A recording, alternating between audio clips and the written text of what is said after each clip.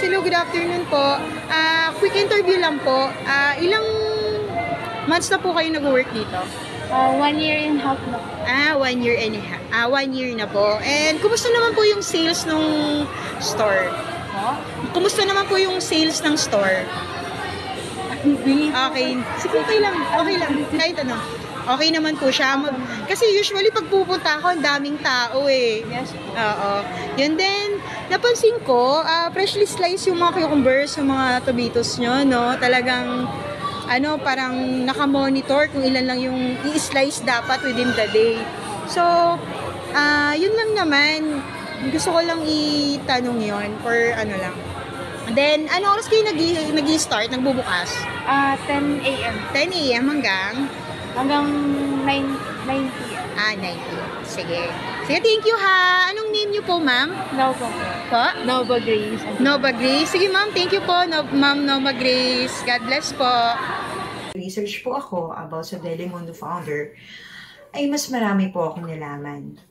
Nagtrabaho po ako sa processing plant ng Delimundo sa Halayhaytan sa Cavite for 2 months at masasabi ko pong na they practice strict food safety protocols sa loob ng planta. Yung damit na ginamit namin sa pagpasok ay hindi mo pwede gamitin sa loob.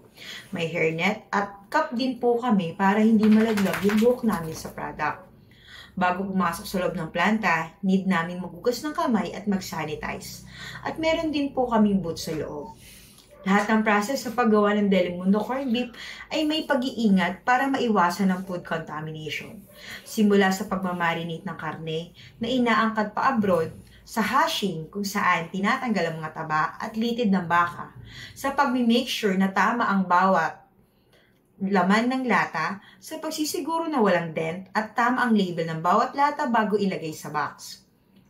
Katrina Ponce Enrile start her business para lamang sa kanyang pamilya and close friends. Pero ngayon ay ina-enjoy na ng buong Pilipinas at internationally. Ipinapakita po nito na bilang entrepreneur, kailangan mong makita ang mga bagay na di madalas makita ng isang tao. She used the blue lens of an entrepreneurial mind. Yung sinasabi nila na think outside the box.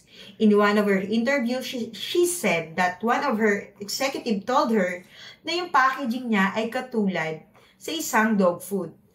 But she insists the packaging, stating na mas madaling ma-recognize ang product if may makita daw po sa grocery na kumpon ng mga lata na white label, ay madaling ma-recognize po ito na Delimundo product. Shawarma shop business ni Walter Uzi Buenavista ay nagsimula lamang po sa passion niya na mag-provide sa kanyang pamilya. Ngunit ngayon po ay mayroon ng 800 branches nationwide.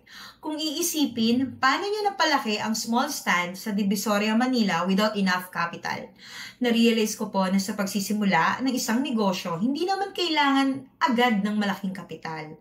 Ang kailangan po ay mag-focus ka lang muna sa kung anong meron ka at darating din yung araw na magkakaroon ka rin ng mas malaking opportunity na magiging dahilan ng pagiging successful ng business mo. Na ang pagninegosyo ay hindi madalian. Ito ay bunga ng puyat, dugot pawis ng entrepreneur. And these two successful entrepreneurs, despite billions of income, they remain humble. Sa tingin ko po, aside from their entrepreneurial skills, yung humility na meron sila ang naging susi sa tagumpay ng mga business nila.